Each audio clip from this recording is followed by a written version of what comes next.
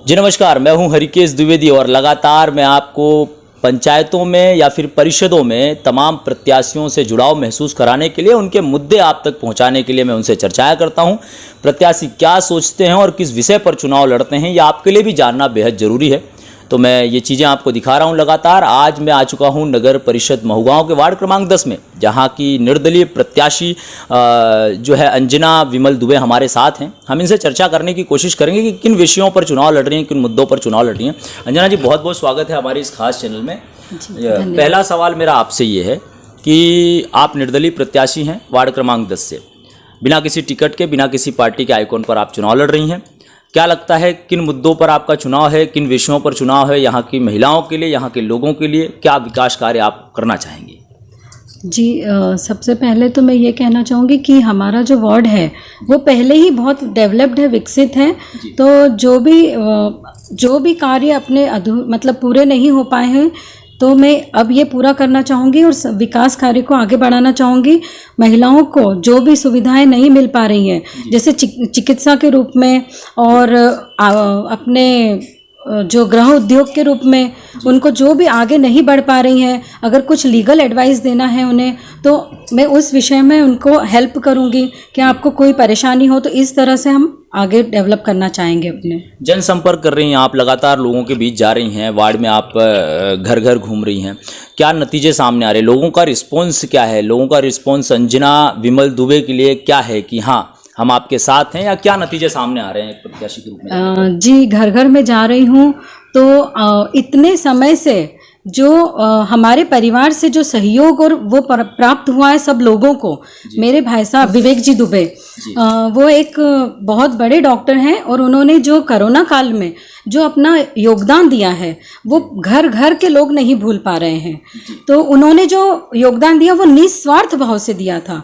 और मेरे बड़े जेठ हैं मिस्टर विश्वास जी दुबे और मेरे पति विमल जी दुबे, इन दोनों ने भी अपने मेडिकल सेवाओं से घर घर में दवाइयाँ पहुँचाकर निस्वार्थ भाव से ये सेवाएं दी है। तो उसका जो इफेक्ट है, मतलब जो भी प्रभाव मुझे दिखा है कि घर घर में गई हूँ तो आप सबने यही कहा है कि आप तो बिल्कुल भी निश्चिंत रहिए, आप अपने जो आपका बैकग्राउंड है आप उसके तहत आप बिल्कुल जीतेंगी ही। आप उसका मतलब लोगों का एक सपोर्ट है कि बैकग्राउंड देख करके, समाज सेवा देख करके चीजें जो इन लोगों ने करा है उसका फल मुझे प्राप्त होगा, क्योंकि इन लोगों ने तो निस्वार्थ भाव से करा है। उनको कोई स्वार्थ नहीं था, इन्होंने कभी सोचा भी नहीं था इन लोगों ने कि मतलब ये परिस्थिति भी आएगी कि अगर ऐसा कुछ हुआ तो हमने जो सेवाएं करी उसका हमें फल प्राप्त होगा। निष्काम भाव का जो फल होता है, निश्चल भाव का जो फल होता है वो जरूर मिलता है। एक बात ये भी है कि आपके विपक्ष में इस समय जो है चंदन पांडे लड़ रही हैं चुनाव, इसके बाद डॉक्टर सुवर्णा दुबे चुनाव लड़ रही हैं, पाल साहब लड़ रहे हैं।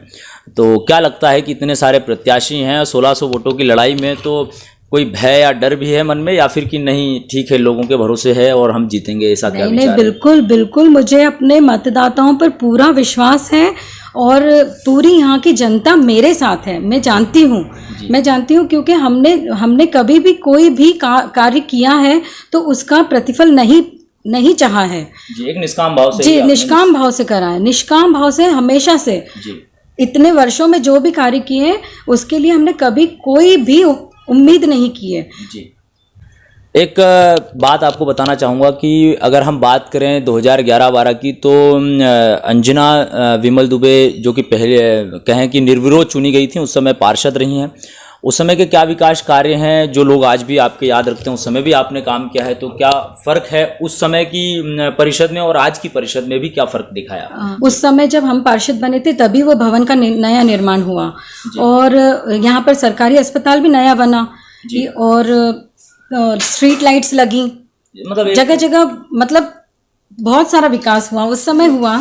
और अभी भी ये होगा कि जो कार्य अधूरे रह गए हैं उन्हें हमें पूरा करना है। चिकित्सा के क्षेत्र में और गृह उद्योग के क्षेत्र में जो महिलाएं घर में अपने कार्य करती हैं, तो मध्य प्रदेश और राज्य सरकार, जो मध्य प्रदेश की राज्य सरकार कहें या फिर केंद्र सरकार कहें, जो तमाम योजनाएं महिलाओं के लिए वृद्धा पेंशन, महिलाओं के लिए विधवा पेंशन है, और जो कुटीर उद्योगों के लिए जो पैसे, जो फंड आते हैं, वो जन जन तक लोगों को पहुंचाने का प्रयास करनी जी जी बिल्कुल।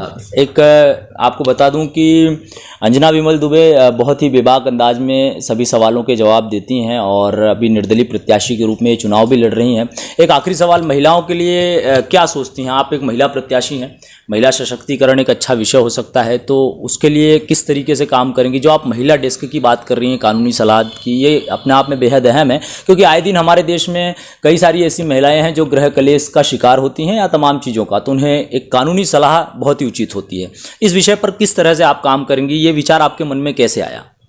इसलिए आया क्योंकि आज घर घर की ये समस्याएं, बहुत परेशानियां रहती है महिलाओं को, और मतलब पारिवारिक संबंधों में भी उनको बहुत परेशानी रहती है। तो उस विषय में अपन एक वो बनाना चाहेंगे। महिलाओं के लिए हाँ, मुश्किल बड़ी मुश्किल होती है। अकेले एक महिला को बाहर निकलना एक बहुत बड़ी समस्या हो जाती है, अकेले वो नहीं जा पाती हैं।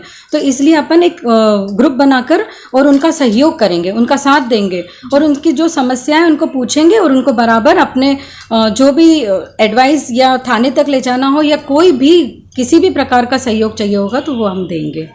तो एक एडवाइजरी संबंधी बात है कि ये एक अच्छा नया और नेक विचार है, क्योंकि एक महिलाएं ही हैं जो महिलाओं का दर्द समझ सकती हैं, और जिस विषय पर आपने बड़ी बेबाकी से बेबाक अंदाज में बात करी है कि हम ये काम करेंगे, अपने आप में बेहद अहम है। हमने आपको वार्ड क्रमांक 10 की निर्दलीय प्रत्याशी से रूबरू कराया है। देखना होगा कि जनता इन्हें कितना आशीर्वाद देती है। आप इस इंटरव्यू से क्या समझते हैं, कमेंट बॉक्स में जरूर बताइए। आज के लिए सिर्फ इतना ही, शुक्रिया।